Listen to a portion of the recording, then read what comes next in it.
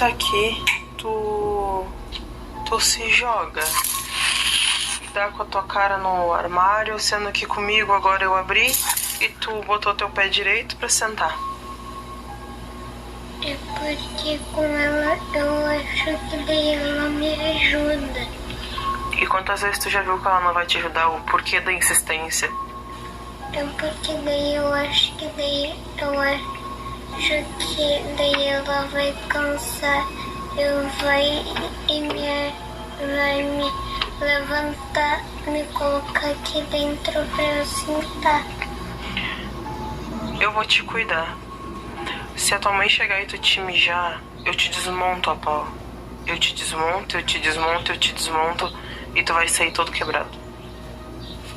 Se tu se mijar, eu pego o teu mijo e esfrego na tua cara. Tu tá entendendo? Sim. E vai ser bem tranquilo pra mim. Uma criança de 7 anos, uma mala, um rio e 2 mulheres que na manhã seguinte trocaram mensagens dizendo que estavam tendo um dia maravilhoso.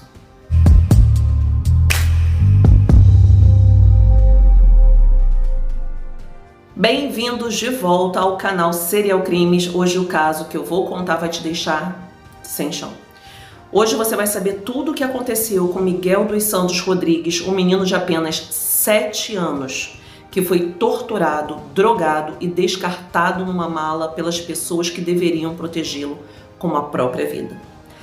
Mas antes de começar, meu povo, eu preciso te fazer uma pergunta. Você consegue imaginar que a própria mãe de uma criança lia mensagens de amor enquanto o filho estava morto? Parece absurdo.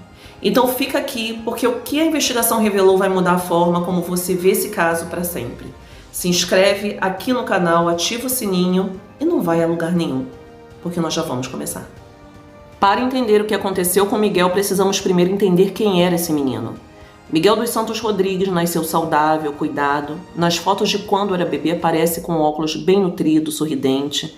Um menino comum que usava óculos desde cedo, intolerante à lactose, carinhoso, do tipo que corria para o colo da avó e chamava de lar qualquer lugar onde se sentisse seguro. A sua mãe, Yasmin Vaz dos Santos Rodrigues, criou Miguel sozinha desde o início. O pai nunca esteve presente, ele nem sabia da situação em que o filho estava inserido. Yasmin era jovem, tinha passado por muita coisa dura na vida, e o abandono do pai quando ela assumiu a homossexualidade, a expulsão de casa, um histórico de relacionamentos difíceis, mas até certo ponto ela e Miguel tinham uma relação que funcionava. Ela trabalhava e ele ficava com a avó materna, havia uma rotina entre eles. Mas o real problema tem um rosto e uma data de entrada nessa história. Em 2020, durante a pandemia, Yasmin conheceu pelas redes sociais uma mulher chamada Bruna Natiele Porto da Rosa. As duas passaram meses conversando, trocando mensagens, construindo uma conexão que rapidamente se tornou intensa. Até que Yasmin resolveu conhecer Bruna e levou o Miguel. E foi nesse primeiro encontro que algo sinalizou que alguma coisa não estava bem. Segundo relatos, o Miguel ganhou um chocolate de Bruna. Ele era uma criança de 6 anos que amava comer chocolate como qualquer outra criança. Mas a Yasmin, a sua mãe, ficou brava porque ele era intolerante à lactose. Então ela levou o menino para o quarto e aí começou a demorar muito. E a Bruna ficou lá na sala e resolveu saber o porquê da demora. Então ela foi até o quarto, abriu a porta para ver o que estava acontecendo e a Yasmin estava batendo a cabeça de Miguel na parede. Depois desse primeiro encontro, Yasmin tomou uma decisão que mudaria tudo. Ela decidiu ir embora para Porto Alegre morar com a Bruna. Só que Miguel, ele ficou provisoriamente com a avó materna em Paraí. Sem ordem judicial, sem guarda formalizada, ele simplesmente ficou. Mas a Yasmin não aguentou ficar longe do filho. Poucos meses depois, ela foi buscá-lo e foi assim que Miguel entrou definitivamente na vida da Bruna e no pesadelo que estava prestes a começar. O casal passou a morar em Imbé, uma pequena cidade litorânea no norte do Rio Grande do Sul. Chegaram em Imbé em 2021 e se instalaram em um apartamento pequeno. Pequeno demais para o inferno que aconteceu dentro dele. As fotografias do Miguel nesse período contam uma história que as palavras custam a alcançar.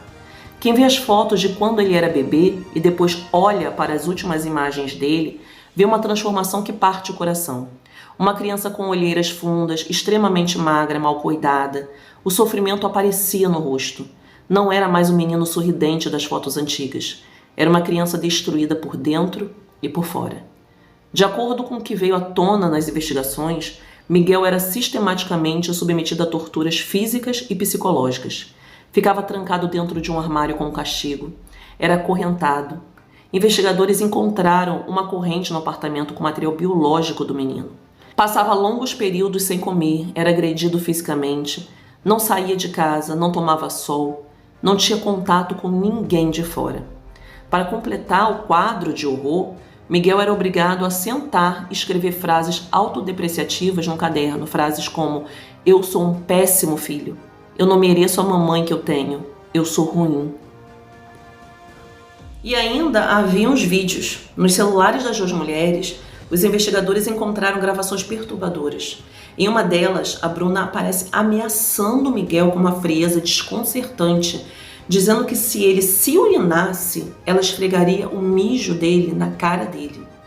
Em outra, fala coisas para o menino com um ódio que não tem uma explicação racional.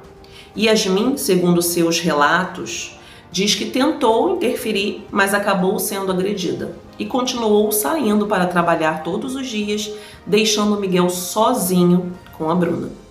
O conselho tutelar nunca foi acionado. Ninguém sabia o que estava acontecendo com aquela criança. Ninguém foi até ela. E na segunda-feira, dia 26 de julho de 2021, marcou o início do fim. A Yasmin relata que naquele dia Miguel tinha feito cocô nas roupas e esfregado nas paredes. Então ela bateu bastante nele por isso. Mas na terça-feira, no dia 27, ela diz que aconteceu de novo. Dessa vez, ela pesou mais a mão, conforme ela mesma disse. Deu tapas fortes nas pernas do menino. O menino estava enfraquecido, ele já comia pouco, quase nada. Ele tinha sido acorrentado, trancado, humilhado durante meses. O corpo de um ser humano, ele tem um limite.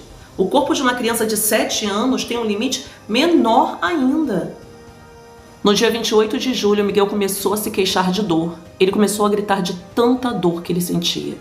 Yasmin, em vez de levá-lo ao hospital, que ficava a apenas 200 metros de onde ela morava, pediu a um homem chamado Tadeu, que sempre ajudava financeiramente, que comprasse uma medicação. A medicação chegou e o que Yasmin deu ao filho foi fluoxetina, que é um antidepressivo que nunca tinha sido prescrito para criança. Ela deu meia fluoxetina para acalmar o menino e aliviar a dor. E a medicação foi administrada misturada em um caldo com uma seringa direto na boca de Miguel. E naquele dia, depois de dar o remédio para o filho, Yasmin saiu com Tadeu por cerca de 1 hora e quando ela voltou ao apartamento, encontrou Bruna embaixo da mesa em posição fetal. Ela, sem saber o que aconteceu, perguntou aonde estava o filho dela. Bruna simplesmente não respondeu.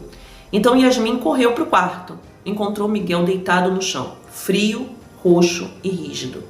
Nenhuma das duas chamou o socorro. Nenhuma chamou o SAMU, a polícia ou os bombeiros. E o que elas fizeram? Elas decidiram esconder o que tinham feito. Yasmin vestiu Miguel com roupas quentes, uma calça, um casaco e meias, colocou o corpo do filho dentro de uma mala de viagem, uma mala bem pequena, pequena demais para uma criança de 7 anos normal. Mas Miguel não era mais uma criança normal. Ele estava tão desnutrido, tão destruído pelo sofrimento dos últimos meses, que seu corpo coube naquela mala. Na madrugada de 29 de julho de 2021, Yasmin e Bruna saíram do apartamento. As câmeras de segurança da cidade registraram tudo. As duas atravessando a Avenida Paraguaçu, passando pelas ruas internas de Imbé, caminhando em direção às margens do rio Tramandaí. Yasmin carregando a mala o tempo todo. Bruna afirmou depois que ficou a 2 quadras de distância enquanto Yasmin foi sozinha até a beira do rio. Ali, Yasmin jogou o corpo do filho nas águas do rio Tramandaí. O corpo de Miguel nunca foi encontrado. As duas voltaram para o apartamento, dormiram e no dia seguinte trocaram mensagens carinhosas entre si. Oi gatinha, bom dia, o sol já nasceu na fazendinha. Mensagens de amor, como se nada tivesse acontecido, como se nada daquilo fosse real.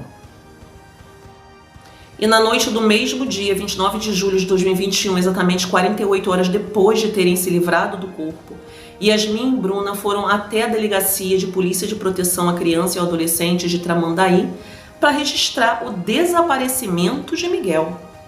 A versão que apresentaram era a seguinte: o menino tinha saído para jogar o lixo na lixeira às 5 horas da tarde e ele simplesmente não tinha voltado. A agente que as atendeu notou algo estranho imediatamente. Aquelas duas mulheres, elas não estavam preocupadas, elas não estavam chorando, elas não estavam demonstrando desespero. Para uma mãe comunicando o desaparecimento de um filho de 7 anos, aquela calmaria era fria demais.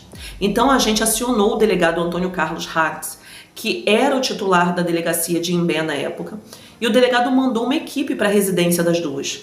E quando os policiais chegaram, a Yasmin se recusou a deixá-los entrar. Ela exigiu um mandato. Gente, uma mãe que acabou de registrar o desaparecimento do filho, impedindo a polícia de entrar na casa para ajudar a encontrá-lo, e aquilo foi o suficiente. A investigação entrou em modo acelerado. E no caminho de volta, a Yasmin tentou fugir, ela ficou agressiva com os policiais. Uma das câmeras corporais da guarnição foi arrancada e danificada por ela durante a abordagem. A Bruna, ela foi separada da Yasmin pelos policiais, que é uma técnica fundamental para verificar contradições entre os depoimentos. A Bruna simplesmente começou a murmurar palavras soltas de formas desconexas, palavras como Miguel, mala, Rio. O delegado Hatz autorizou que seus investigadores vissem o conteúdo dos celulares, e o que encontraram ali foi devastador. Vídeos de Miguel sendo torturado psicologicamente, mensagens de Yasmin pedindo a Tadeu que comprasse correntes e cadeados, sugerindo até correntes usadas em cachorros. E uma pesquisa feita na madrugada do dia 29 de julho, horas antes de irem à delegacia, era assim: digitais humanas saem na água salgada do mar? Gente, elas queriam apagar rastros, mas a investigação foi mais rápida que a impunidade. As câmeras de segurança de toda a Avenida Paraguaçu e das ruas internas de Imbé foram levantadas. O trajeto das duas até o Rio foi completamente reconstituído. Na mala apreendida pela Brigada Militar naquela noite, a perícia encontrou o material biológico de Miguel, uma corrente recolhida no banheiro da posada, dentro de uma cesta de lixo, trouxe fios de cabelo e DNA compatível com o filho biológico de Yasmin. Como Miguel era o único filho dela, a conclusão foi direta. Também encontraram uma camiseta infantil da Patrulha Canina de cor vermelha, e ela foi periciada, e ali encontraram sangue de Miguel. E havia fios de cabelo no poço de luz do apartamento, local onde o menino era mantido preso. Yasmin foi presa preventivamente no dia 30 de julho de 2021, um dia após o crime. Bruna foi presa no dia 1º de agosto. No dia 5 de agosto, Bruna tentou tirar sua vida e foi transferida para o Instituto Psiquiátrico Forense de Porto Alegre. A perícia psiquiátrica, no entanto, concluiu que ela era plenamente capaz de entender o caráter ilícito dos seus atos. E em fevereiro de 2022, a Justiça decidiu que Yasmin e Bruna iriam a júri popular. As acusações foram tortura, homicídio triplamente qualificado por motivo torpe, meio cruel e recurso que dificultou a defesa da vítima e ocultação de cadáver. O julgamento aconteceu nos dias 4 e 5 de abril de 2024 no Salão do Júri do Foro de Tramandaí, presidido pelo juiz Gilberto Pinto Fontoura. Os promotores André Tarouco e Karine Teixeira conduziram a acusação e nos 2 dias de julgamento as réis foram interrogadas e fizeram exatamente o que se esperava. Jogaram a culpa uma na outra. Yasmin admitiu ter batido forte em Miguel nos dias que antecederam a morte, admitiu ter dado a ele a fluoxetina sem prescrição médica, disse que a morte foi acidental, que Bruna era quem agrediu o filho sistematicamente. Ela chorou, disse que ela era um monstro. Quando sua própria advogada perguntou se ela merecia ser condenada, ela simplesmente respondeu: óbvio. A Bruna admitiu a tortura psicológica, admitiu ter produzido os vídeos ameaçando Miguel, admitiu ter ajudado a ocultar o cadáver, negou ter participado do homicídio e disse que Yasmin agiu sozinha. O Ministério Público exibiu ao júri todas as provas, os vídeos nos celulares, as mensagens de amor trocadas no dia seguinte à morte de Miguel, a pesquisa sobre digitais na água, as imagens das câmeras mostrando as duas no trajeto até o rio, o caderno com as frases que Miguel era obrigado a escrever, os laudos periciais da corrente, da mala, da camiseta. Os 7 jurados ouviram tudo e decidiram. Culpadas em todas as acusações. Yasmin foi condenada a 57 anos e 1 mês e 10 dias de prisão em regime fechado, e a Bruna a 51 anos, 1 mês e 20 dias. As duas saíram do tribunal direto para o presídio. E em novembro de 2024, a primeira Câmara Especial Criminal do Tribunal de Justiça do Rio Grande do Sul revisou as penas em julgamento de recurso.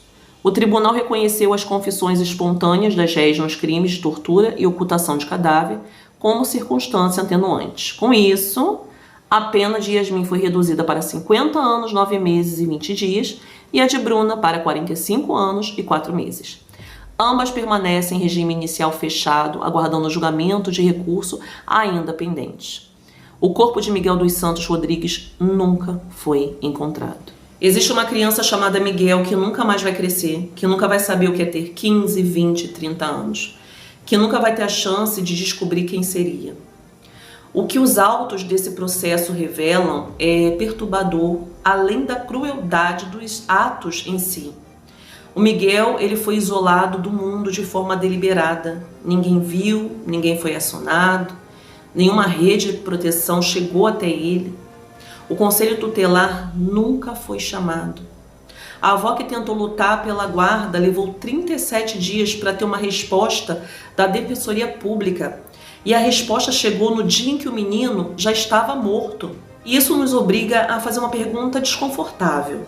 O que precisaria ter acontecido de diferente para que Miguel ele estivesse vivo hoje? Esse caso nos lembra que a crueldade não acontece no vácuo. Ela acontece em silêncio atrás das portas fechadas em cidades que parecem tranquilas, com vizinhos que às vezes ouvem gritos, mas não sabem o que fazer. Miguel dos Santos Rodrigues merecia mais, merecia muito mais do que recebeu nessa vida. Que a história dele sirva ao menos para que nenhuma outra criança seja invisível, para que qualquer sinal de alerta seja levado a sério, para que a gente nunca normalize o silêncio em volta de uma criança que simplesmente some do mundo sem que ninguém pergunte onde ela está. Descanse em paz, Miguel, você não estava sozinho nesse rio. Você estava sendo carregado nos braços de uma mãe que tarde demais entendeu o peso do que havia perdido. Até o próximo caso. Cuide de quem você ama.